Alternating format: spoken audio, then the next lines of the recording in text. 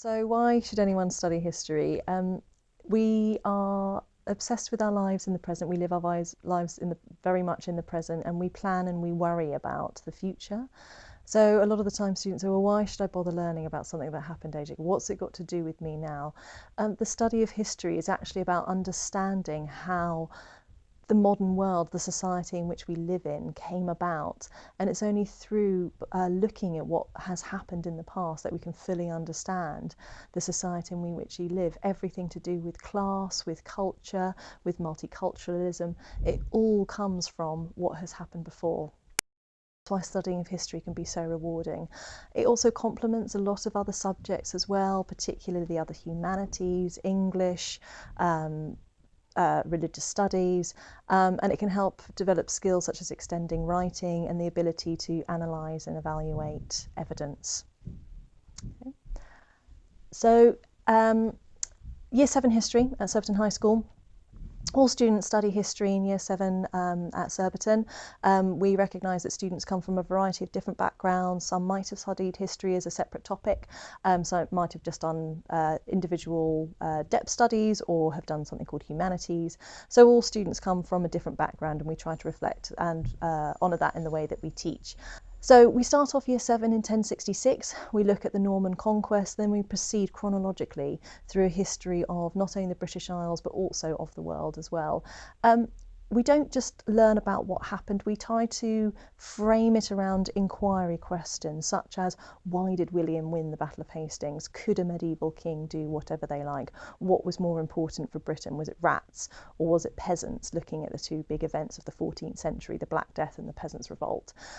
So it's more of a kind of a series of inquiries and looking at the way that the evidence has been presented rather than just a straightforward, this is what happened. And it allows students to be creative, it allows them to connect with the past, and it allows them to make some great parallels with their own lives.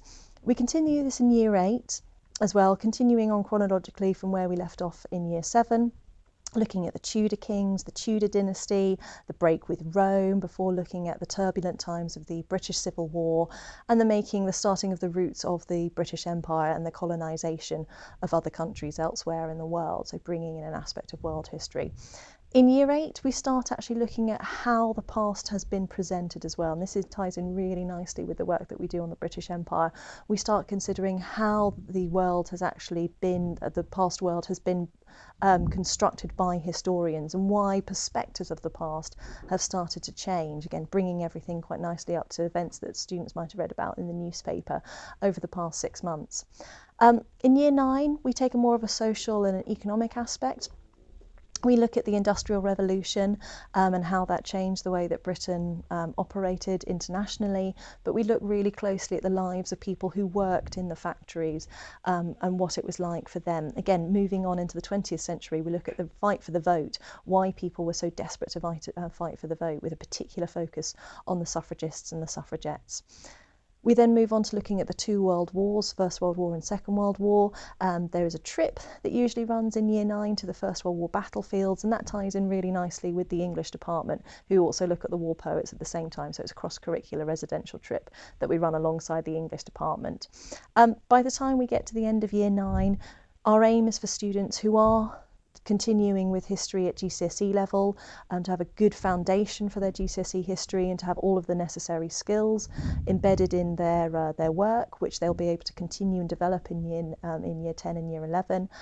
However, at the same time, we recognise that not all students will want to choose GCSE history, so by the time we get to the end of Year 9, we aim for all students to have a really solid understanding of history and how this country in particular came to be the way that it is today. So we kind of finish in sort of 1945-ish with the end of the Second World War and the Holocaust, which is always a topic of interest to students, and that gives them a good perspective for discussion and for debate as well.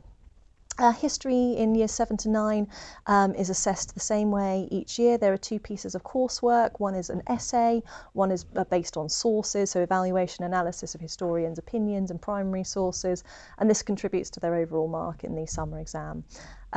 We have some great co-curricular opportunities. There's a historical fiction writing competition, and we also aim to run several trips as well. So past trips that we've done have been to Rochester and to Canterbury cathedrals, looking at the power of the medieval kings as well, comparison with castles in the same sort of area. So looking at Rochester Castle, comparing that with Rochester Cathedral.